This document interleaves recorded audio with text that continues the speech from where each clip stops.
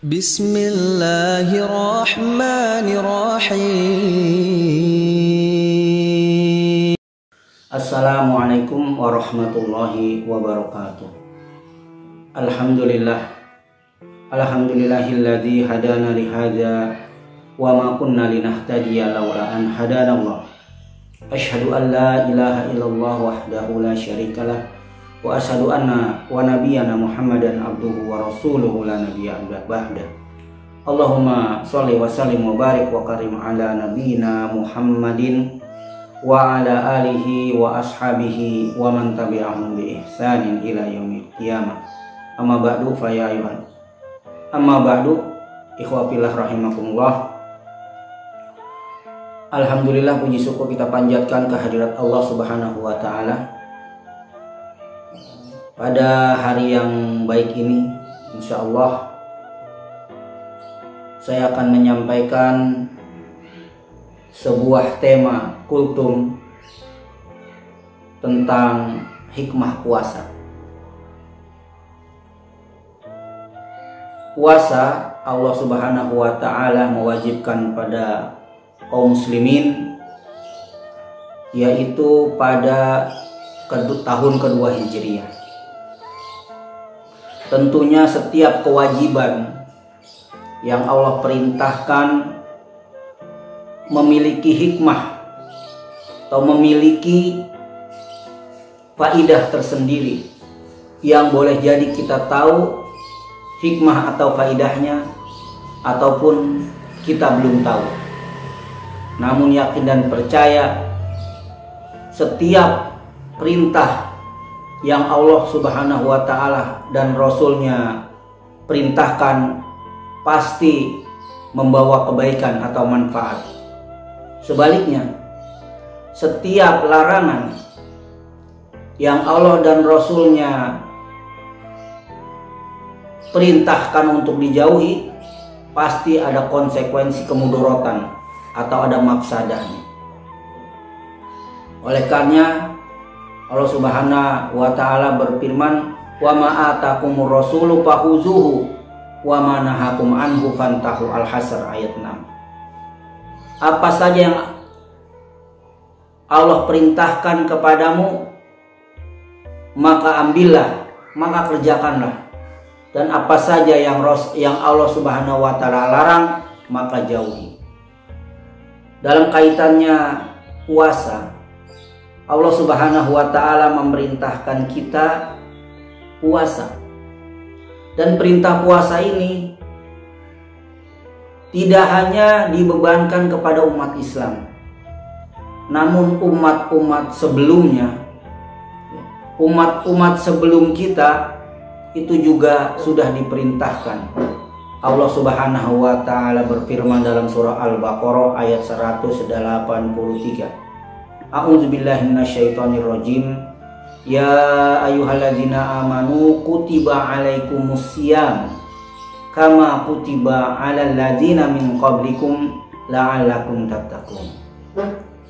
Wahai orang-orang yang beriman, diwajibkan atas kalian puasa sebagaimana diwajibkan atas orang-orang sebelum kalian agar kalian bertakwa.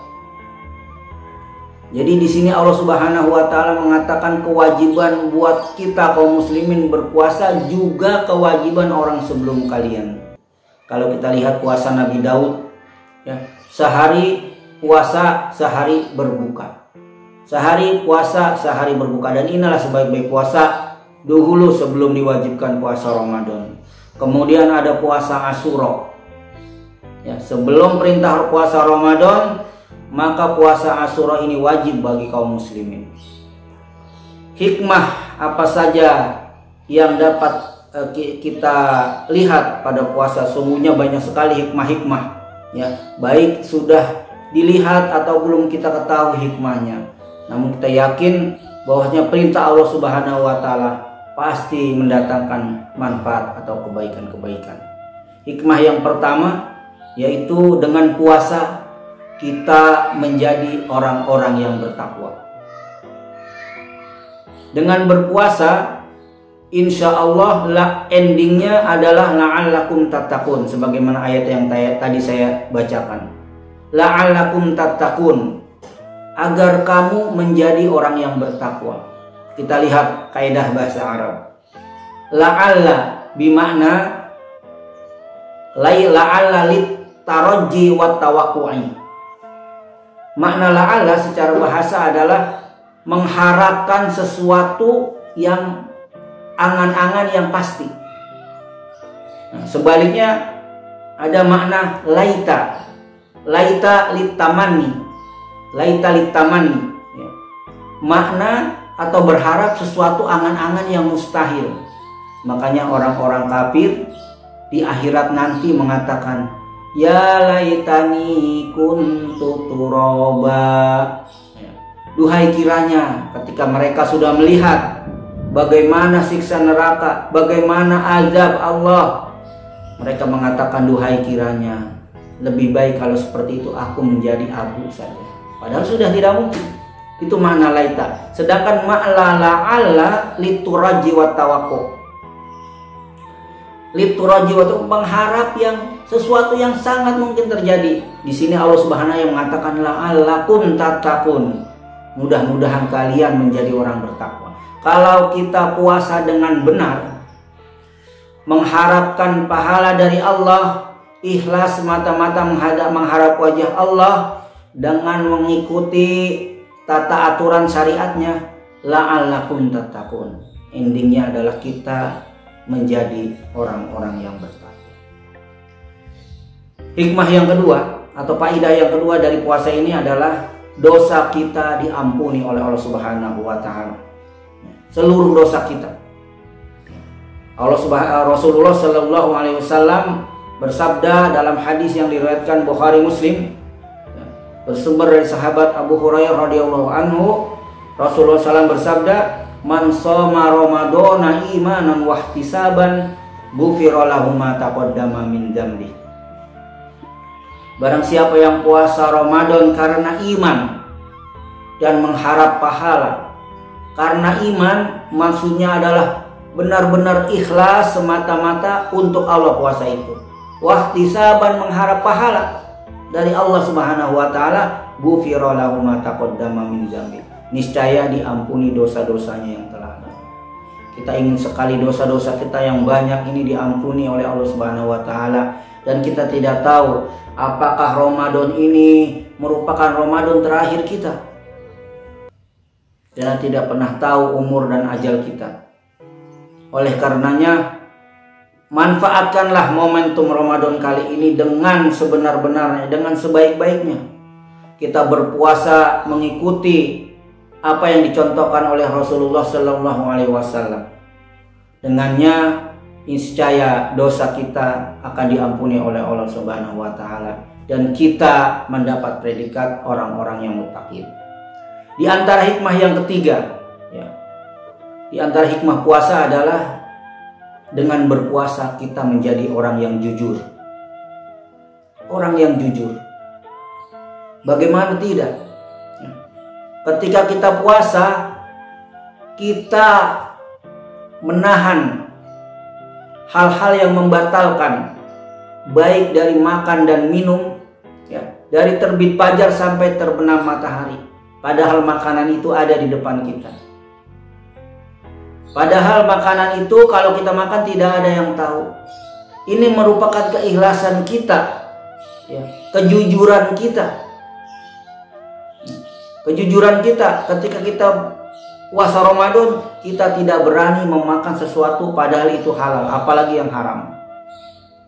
Oleh karenanya, dalam sebuah hadisnya Rasulullah Shallallahu alaihi wasallam bersabda, man lam yada qaula zur wal amila biha falaisa lillahi hajatun ayyada ta'amahu wa syarabah. Barang siapa yang tidak dapat meninggalkan perkataan dusta, jadi puasa tetap berdusta, maka kata Allah, falaisa lillahi hajah, kata Rasulullah, maka nggak ada, Allah nggak butuh terhadap apa yang sudah dia tahan dirinya dari lapar dan haus. Gak butuh Allah dengan puasa seperti itu, ya. sungguh merasa, sungguh kasihan, sungguh celaka, sungguh merana ketika orang-orang lain ketika beduk maghrib membawa pahala puasa, lalu dia tidak dapat. Kenapa? Sebabnya karena tidak jujur, berkata dusta, berkata bohong. Oleh karenanya kalau kita benar-benar berpuasa dengan memperhatikan adab-adab puasa, dengan memperhatikan hal-hal yang dapat membatalkan pahala puasa, niscaya keluar Ramadan kita akan menjadi orang-orang yang jujur. Iwafillah rahimakumullah. Di antara hikmah atau faidah puasa yang lainnya, yang keempat, yaitu dengan berpuasa insya Allah kita akan menjadi orang-orang yang adil. Adil dalam segala hal. Rasulullah Shallallahu Alaihi Wasallam bersabda, "Uqtukulla dihakin haqqahu." Berikanlah segala sesuatu itu haknya, haknya. Bukan hanya perkara-perkara yang besar saja. Lawan dari adil adalah zalim. Peci kopiah ini meskipun harganya murah, namun tempatnya adalah di kepala, itu adil. Sebaliknya, sepatu meskipun harganya jutaan, tapi tetap adanya di bawah. Maka menjadi zalim kalau sepatu naik ke atas kepala dan peci yang murah ini tempatnya di kaki, itu zalim. Oleh karenanya Islam sebagai agama yang paripurna sudah mengatur itu. Ya, tidak ada kezaliman di dalam Islam. Sehingga ketika kita berpuasa, kita menjadi orang-orang yang adil. Salah satu bentuknya adalah adil kepada diri kita. Mata kita ada haknya untuk istirahat, yaitu tidur.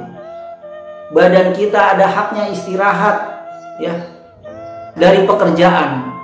Termasuk perut kita ada istirahatnya. Istirahat dari apa? Makan dan minum.